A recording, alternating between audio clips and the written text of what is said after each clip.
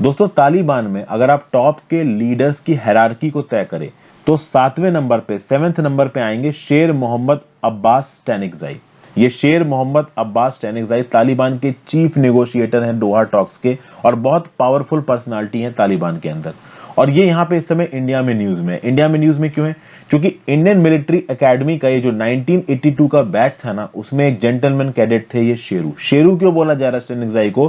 क्योंकि इनके Indian military academy के जो बेंच, ये जो इनके बैचमेट्स हैं, ये इनको शेरू नाम से बुलाते थे। ओवरऑल अगर आप इस फोटो में नीचे वाली फोटो देखो तो ये जो भगत बटालियन है, इस भगत बटालियन की कैरन कंपनी में 45 फॉरेन जेंटलमैन कैडेट्स थे और उसमें से एक स्टैनिक्ज़ाई भी थे। इनके साथी इनको शेरू नाम से बुलाया करते थे।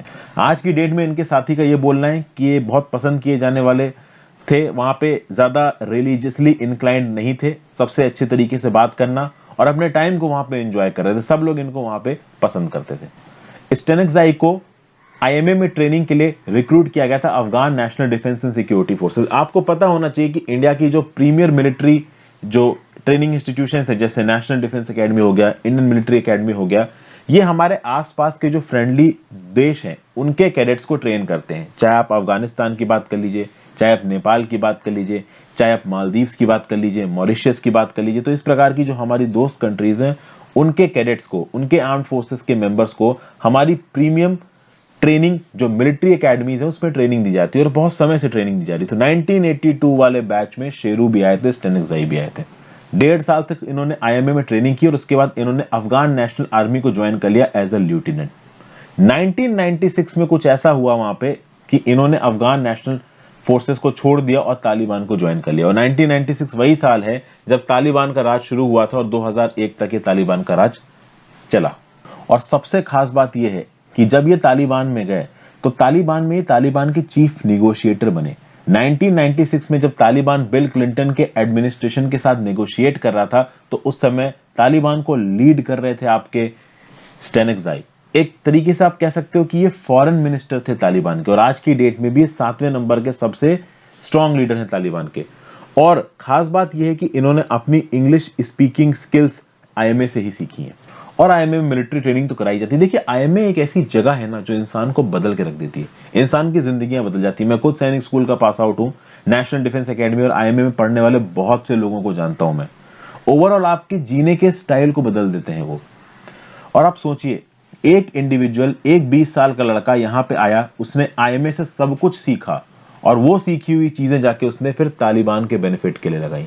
तो वहां पे कुछ ना कुछ तो ऐसा हुआ होगा कि वो रेडिकलाइज हो गया होगा, या फिर पहले रेडिकलाइज था, क्योंकि जब वो यहाँ पे ट्रेनिंग कर रहा था उसने अपना कोई रेडिकल व्यू नहीं दिखाया, जो भी उसके बैचमेट्स हैं उसका ये बोलना है। फिर स्टैनिक्ज़ाई यानी कि शेरू को डोहा में स्टेशन किया गया। 2012 से ये डोहा में स्टेशन है और ओवरऑल तालिबान के बिहाफ पे अलग अलग कंट्रीज के साथ ये बातचीत कर रहे हैं। 7वें नंबर की औकात इनकी, आज भी ये वन ऑफ द टॉप निगोशिएटर्स हैं।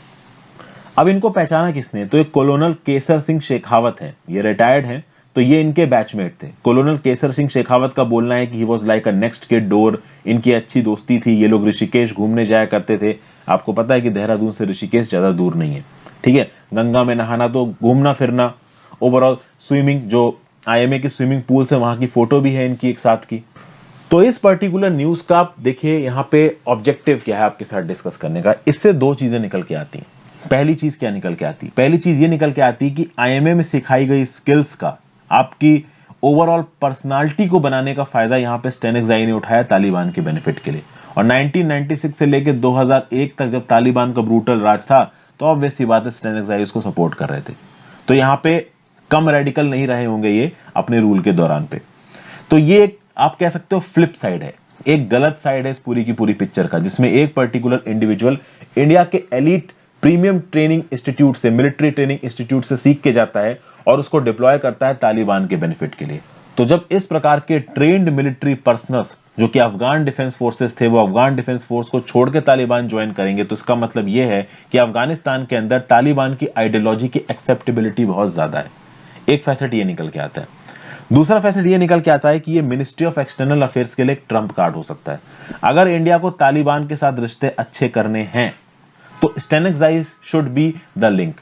जो भी स्टैनिक्ज़ाई के पुराने बैचमेट्स हैं, वो batchmates they can get in touch with Stanekzai, Stanekzai के साथ बातचीत कर सकते हैं, ओवरऑल इंडिया के फेवर में तालिबान को लाने की कोशिश कर सकते हैं।